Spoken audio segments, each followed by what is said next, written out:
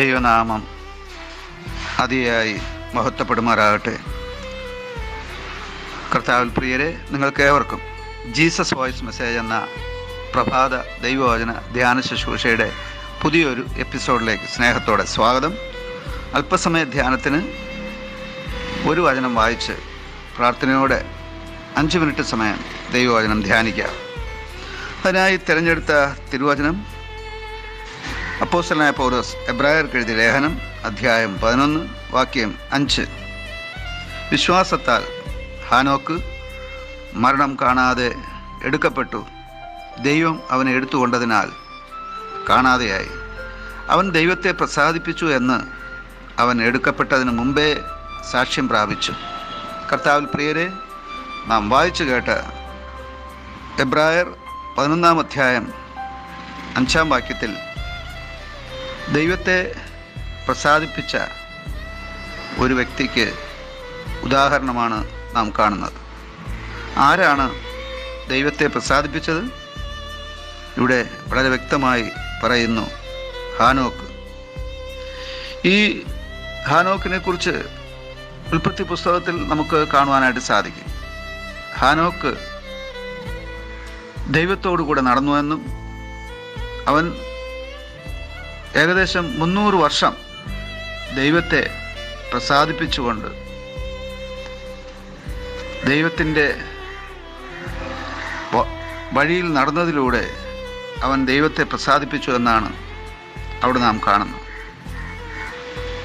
2 വഴികൾ നമ്മുടെ മുന്നിലുള്ളപ്പോൾ നാം ദൈവ വഴിയിലൂടെ നടക്കുമ്പോൾ അത് ദൈവത്തിന് പ്രസാദകരമാകും. ഇവിടെ നാം വായിച്ചു കേട്ട വേദഭാഗത്തുള്ള ഹാനോക്ക് 300 സംവത്സരമാണ് ദൈവത്തോടൊപ്പം നടന്നതെന്ന് ഉൽപ്പത്തി പുസ്തകത്തിൽ നാം വായിക്കുന്നു. അഥവാ അവൻ ദൈവത്തെ പ്രസാദിപ്പിച്ചുകൊണ്ട് അവൻ്റെ ജീവിതം അവൻ നയിച്ചു. ഇവിടെ അവനെക്കുറിച്ച് പരിശുദ്ധാത്മാവ് സാക്ഷ്യപ്പെടുത്തുകയാണ്. അവൻ ദൈവത്തെ പ്രസാദിപ്പിച്ചു എന്ന് അവൻ എടുക്കപ്പെട്ടതിന് മുമ്പേ സാക്ഷ്യം പ്രാപിച്ചു.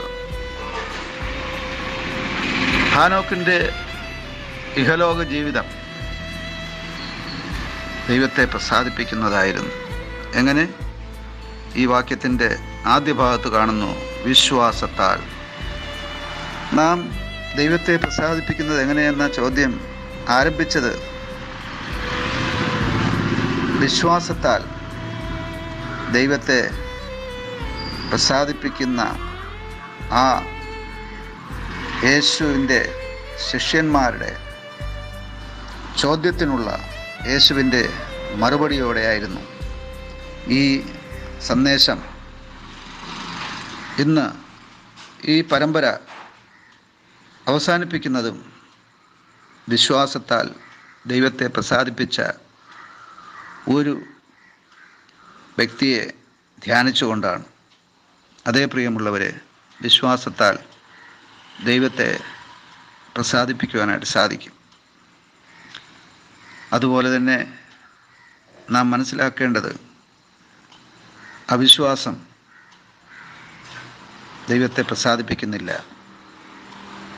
വിശ്വാസം ദൈവത്തെ പ്രസാദിപ്പിക്കുന്നുവെങ്കിൽ അവിശ്വാസം ദൈവത്തെ പ്രസാദിപ്പിക്കാത്ത ഒന്നാണ്. ദൈവം മനുഷ്യനായി ഈ ഭൂമിയിൽ ഉണ്ടായിരുന്ന സമയത്ത്, അഥവാ ക്രിസ്തുനാഥൻ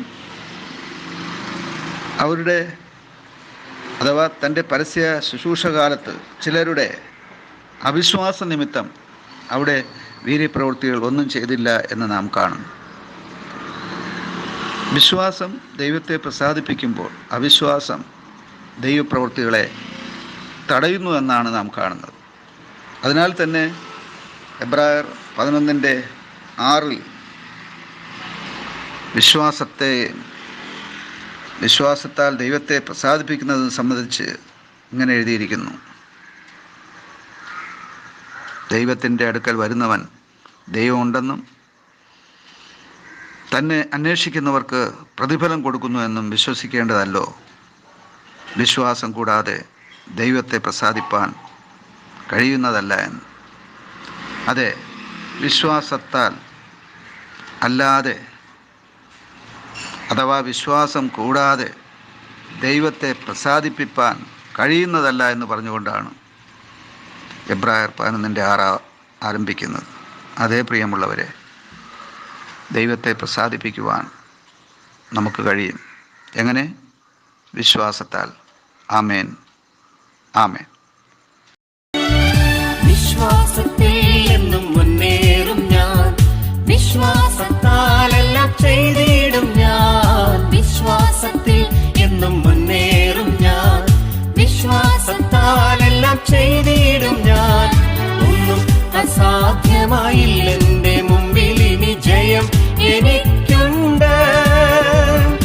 ഒന്നും അസാധ്യമായില്ലെന്റെ മുമ്പിൽ ഇനി ജയം എനിക്കുണ്ട്. ഞാനൊട്ടും പിന്മാറുന്നില്ല, വിശ്വാസ ചുവടുകൾ മുന്നോട്ട് മുന്നോട്ട്. ആരെല്ലാം എതിർത്താലും എന്തെല്ലാം ഭാവിച്ചാലും പിന്മാറുകയില്ല ഞാൻ. അധികാരത്തോടെ ഇനി കൽപ്പിക്കും ഞാൻ, പ്രതികൂലങ്ങൾ മാറിപ്പോകും. ഒന്നും അസാധ്യമായില്ലെന്റെ മുമ്പിൽ ഇനി ജയം എനിക്കുണ്ട്.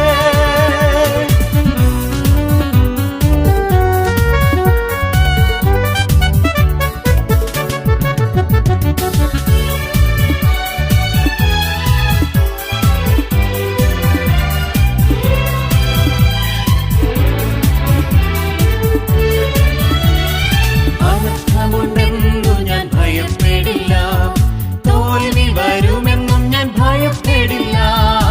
അനർത്ഥമുണ്ടെന്നു ഞാൻ ഭയപ്പെടില്ല, തോൽവി വരുമെന്നും ഞാൻ ഭയപ്പെടില്ല. ശത്രു ജയിക്കുമെന്നോ ഭാവി നശിക്കുമെന്നോ ഇനിമേൽ ഞാൻ ഭയപ്പെടില്ല. ശത്രു ജയിക്കുമെന്നോ ഭാവി നശിക്കുമെന്നോ ഇനിമേൽ ഞാൻ ഭയപ്പെടില്ല. ഞാനൊട്ടും പിന്മാറുന്നില്ല, വിശ്വാസ ചുവടുകൾ മുന്നോട്ട് മുന്നോട്ട്. ആരെല്ലാം എതിർത്താലും എന്തെല്ലാം ഭാവിച്ചാലും പിന്മാറുകയില്ല ഞാൻ. അധികാരത്തോടെ ഇനി കൽപ്പിക്കും ഞാൻ, പ്രതികൂലങ്ങൾ മാറിപ്പോകും. ഒന്നും അസാധ്യമായില്ലെന്ന്